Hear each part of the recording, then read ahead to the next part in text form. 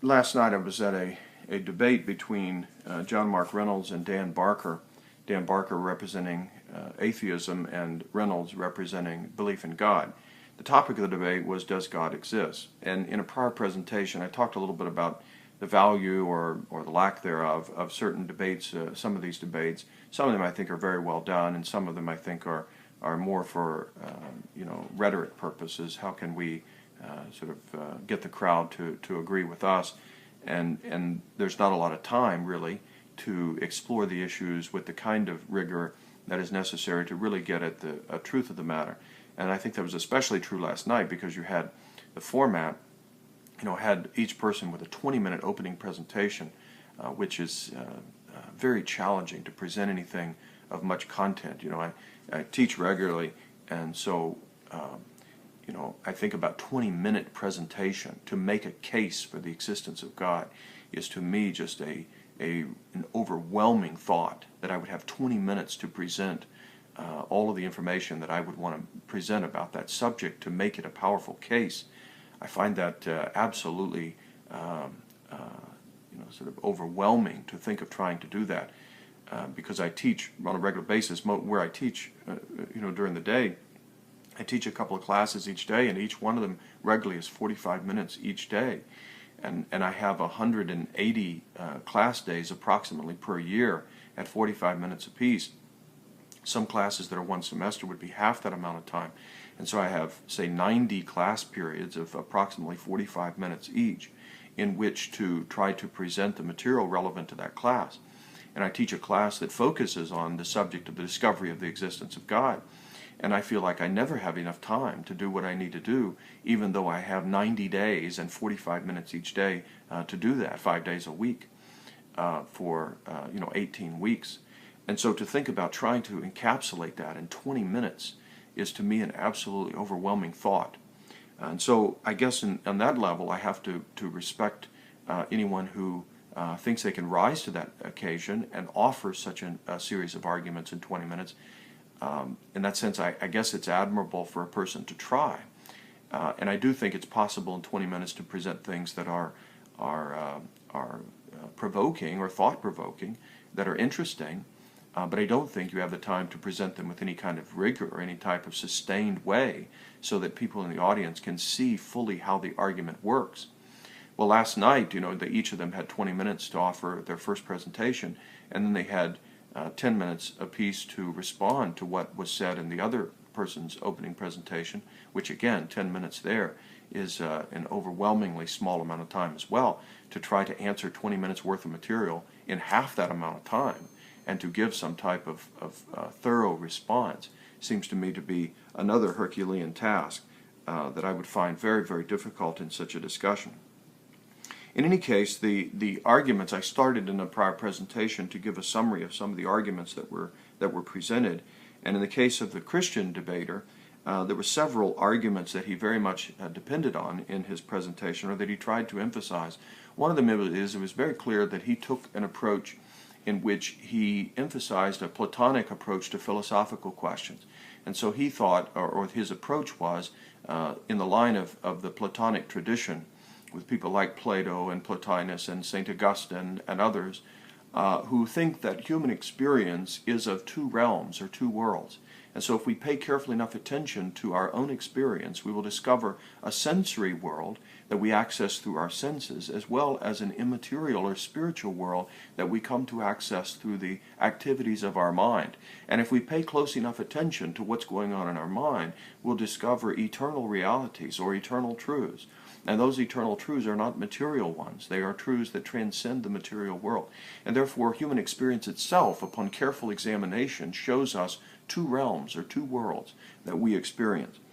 Now, I don't know how clear that was to the audience, because most of them, I suspect, do not have a background in philosophy, and so understanding Plato or Platonic thought or philosophy or approaches to logic and sense experience and the world of the mind and all of that, I don't know how effectively that was communicated, but given the fact that there was so little time, it's hard to fault someone for their difficulty in presenting that. And then furthermore, the Christian presented, in the course of his opening presentation, he presented 5 observations or arguments that he thinks are good reasons to consider the existence of God. He did not present his arguments as decisive ones. He presented them as reasonable ones that make sense and that are probable, not demonstrative arguments, but that they are probable arguments, and they show that God probably does exist, and therefore a person is being reasonable and rational in believing that God in fact does exist. And so he started with what he called the argument from design, and he basically, it's an argument from analogy that in human experience we discover that things that are designed by those that have minds, and the conclusion then is that the world around us exhibits design and purposefulness, and therefore it's reasonable to believe that there is a mind that is the source of this design that we see in the world, or this purposefulness that we see in the world. Second argument that he offered was based on consciousness, and he argues that it is unlikely that the human mind could be explained fully by matter, and therefore a material process cannot be reasonably thought to be the source of the human mind. And he explained a little bit about that. In fact, this was one of his more important arguments of the night, is that the human mind and consciousness, especially consciousness of rational truths, is something that cannot be accounted for in material terms because the mind has such different properties than the material processes of the brain. And so he made a kind of argument based on mind-body dualism, or that the mind and the body have different attributes. The third argument that he makes is based on morality, that it makes more sense that the human experience of morality is something that is better explained by the existence of God as the ultimate lawgiver than to have morality without the existence of God. And this again is a very important point that was made through the evening, and it becomes a point of tension as the discussion goes on. The fourth argument that's used is an argument from desire. This argument, I think, could have been made much stronger in the debate, although again there were certain severe limitations on time. But the argument was ridiculed by the atheist, but I think the argument could be made much stronger. The essence of the argument is that human beings have a natural desire, and that a natural desire for God, or for ultimate happiness, and for heavenly life, and for final truth, and therefore it follows that if we have a natural desire for something, then it corresponds to a real object. And he uses the example of physical hunger. We have a desire for food, a natural desire for food, and therefore it follows that there is such a thing as food. Even if I can't find it, there is such a thing as truth that exists. And so the argument from desire in this case would be human beings have a desire for eternity, a desire for ultimate fulfillment or happiness, or for a religious experience, a religious object or reality, and therefore such a reality must ultimately exist.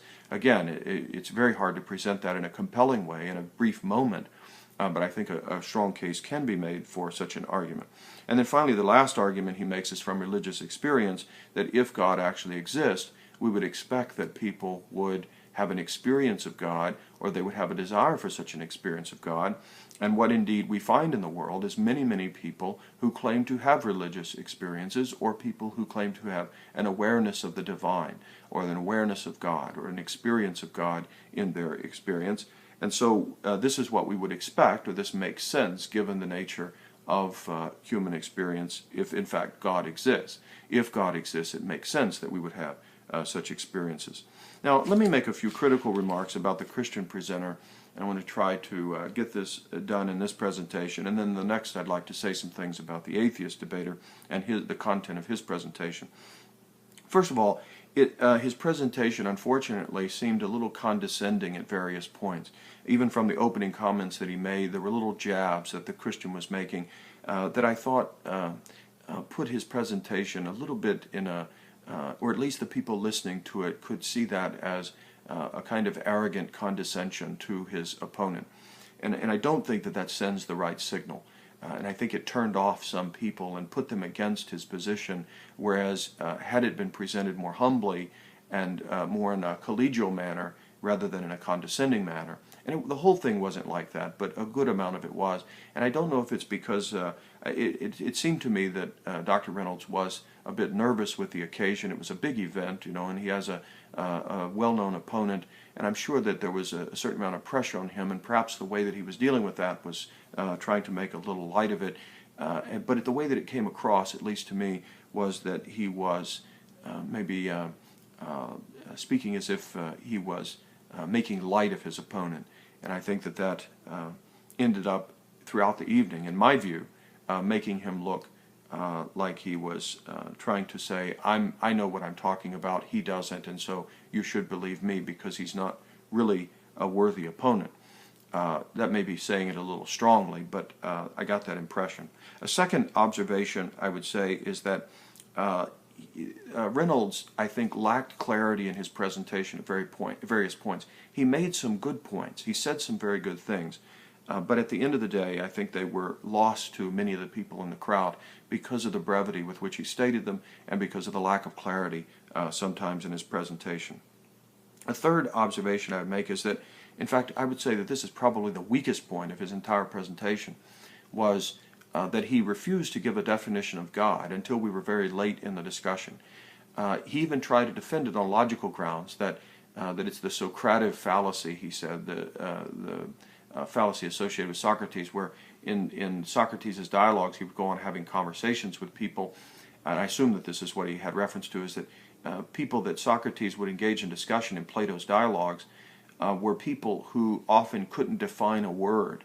Like he might ask someone in the dialogue about what is justice, and the person would say, well, justice is like this, and they'd give an example of justice.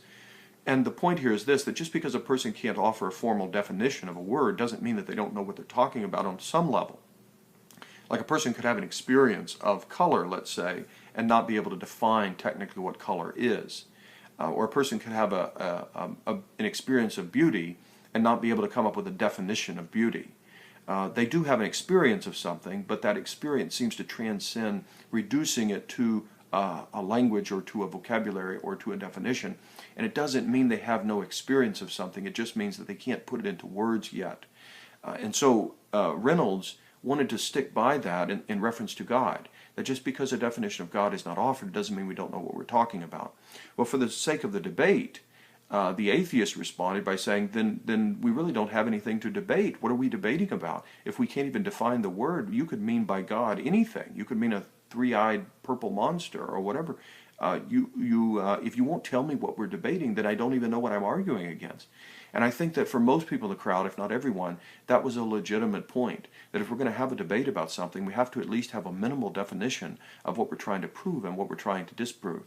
And I think that in this debate, that was not made all that clear. I think he did a decent point, or made a decent point, in defending the mind-body distinction. There were still issues that were lingering at the end of the debate, but I think that it was, he did a fairly decent job defending the distinction between mind and body. There's several other points that I need to make, and time doesn't allow for them, so I think what I'll do is stop at that point, because some of the most important points that in the debate came up in addition to the ones that I've already made. So let me stop for the moment and return to Reynolds' part of the debate in my next presentation.